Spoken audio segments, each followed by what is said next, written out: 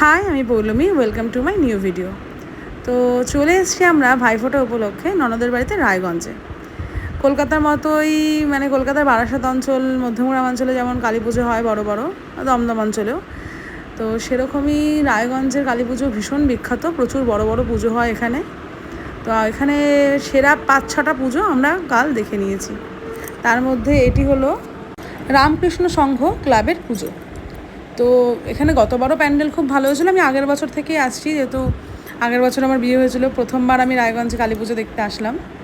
তো খুব সুন্দর প্যান্ডেল করেছে এখানে, বলের মতো লাগানো হয়েছে, আর সমস্ত ছোবার ডাস্ট এইসব দিয়ে বানানো হয়েছে। লাইটিং তো বলার কথা না, অসম্ভব সুন্দর। তার সাথে ঠাকুরটাও ভীষণ ভালো হয়েছে। মা কালীর সঙ্গে একদিকে বামাখ্যাপা আর একদিকে রামকৃষ্ণদেব, এইভাবে ঠাকুরটাকে করা হয়েছে। আর প্যান্ডেলটা অনেক স্পেসিয়াস। এখানে প্রচুর জায়গা, কলকাতার মতো শর্ট এরিয়াতে হয় না। বড় বড় পুজো, বড় বড় জায়গা নিয়ে, আর লাইটিং অসম্ভব সুন্দর, ঝাড়গুলো দেখার মতো। তো কে কে রায়গঞ্জে থাকে অবশ্যই আমার সাথে শেয়ার করবেন। আর যারা কলকাতায় থাকেন তারা আমার সাথে রায়গঞ্জের পুজোটাও দেখে নিন।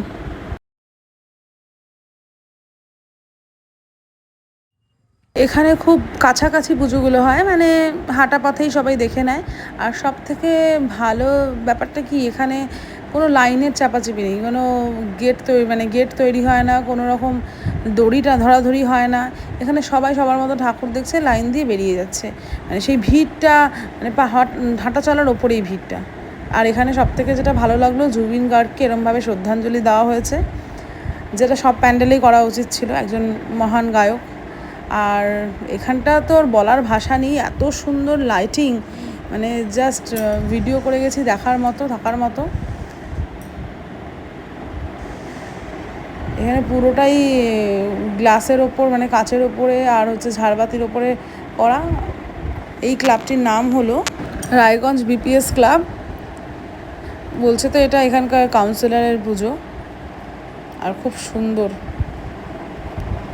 এটা করা হয়েছে শুকনো পাটের ছাল তুলে আর অশ্বত্থ গাছের পাতা, সেগুলোকে ডাই করে সেগুলোকে শুকিয়ে করা হয়েছে। ভীষণ সুন্দর ছিল ডেকোরেশন, আর প্রচুর স্পেসিয়াস, আর ঠাকুরটাও অসম্ভব সুন্দর।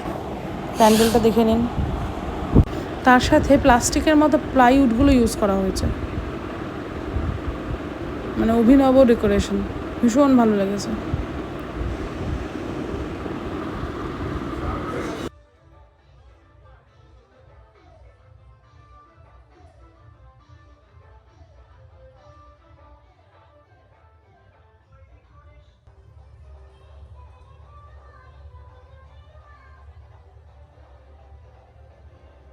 এই হলো, ভিড় নেই, কোনো রকম দড়ি সিস্টেম করে এখানে ভিড় তৈরি করা হয়নি। সবাই সবার মতো ঘুরে ঘুরে চলে যাচ্ছে ঠাকুর দেখে। আর তারপর আমরা আবার কিছুটা দূরেই এখানকার আরেকটা বড় পুজো, তার আগে একটা ছোট্ট সুন্দর পুজো হয়েছে, সেটাও আপনাদের সাথে শেয়ার করছি। তো এই ক্লাবটার নাম হচ্ছে সুন্দরম। তো এখানে ছোট্ট ঠাকুর, কিন্তু কি সুন্দর ডেকোরেশন করেছে, ভীষণ ভালো লাগলো। তার সাথে এখানেরই আরেকটা বড় পুজো, বয়েস সুকান্ত, তার গলিতেই এই ঠাকুরটা। তো এই ঠাকুরটা দেখার পরে আমরা ওই প্যান্ডেলের দিকে যাব। এটা একটু গলির ভেতরে হেঁটে যেতে হয়।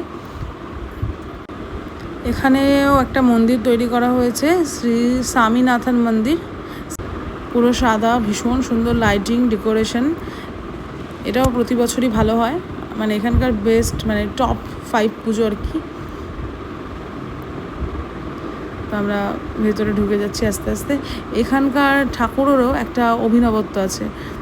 প্যান্ডেলটা পুরোই কাজ হয়েছে শোলা দিয়ে, থার্মোকল আর কি দিয়ে, কিন্তু ভীষণ সুন্দর। ঝাড় দিয়ে সাদা প্যান্ডেল, খুব সুন্দর ডেকোরেশন।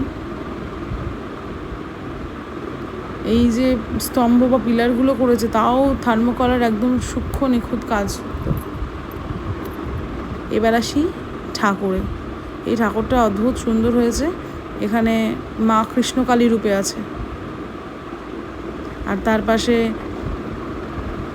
বলরাম আর গোপাল দুজনে মাখন চুরি করে খাচ্ছে, সেই এটাও ক্রিয়েট করা হয়েছে।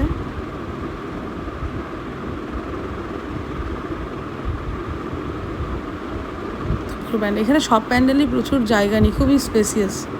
তারপর এখানকার আরেকটি পুজো, এটার নাম হচ্ছে নেতাজি পাঠাগার। এবছর এটা মোটামুটি করেছে, আগের বছর এটা ভীষণ ভালো করেছিল, মানে প্রতি বছরই ভালো হয়, এবছর মানে ভালো লেগেছে, কিন্তু আগের বছরের মতো ভালো লাগেনি, তো করেছে এটা। এখানেও ঠাকুরের একটা অভিনবত্ব আছে। আর এই প্যান্ডেলটা আবার স্পঞ্জের ওপর কালার করে করা হয়েছে, এগুলো সবই স্পঞ্জ।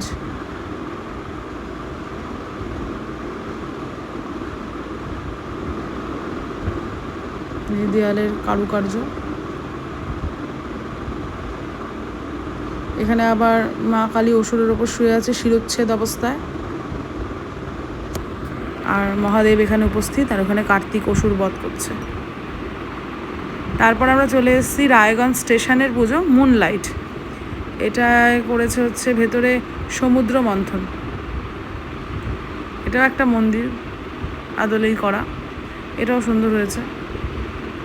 তা আমি, ননদের হাজব্যান্ড আর 2 ছেলে মেয়ে আর আমার হাজব্যান্ড আর আমাদের যিনি আছেন জগদীশদা, সবাই মিলেই গেছিলাম।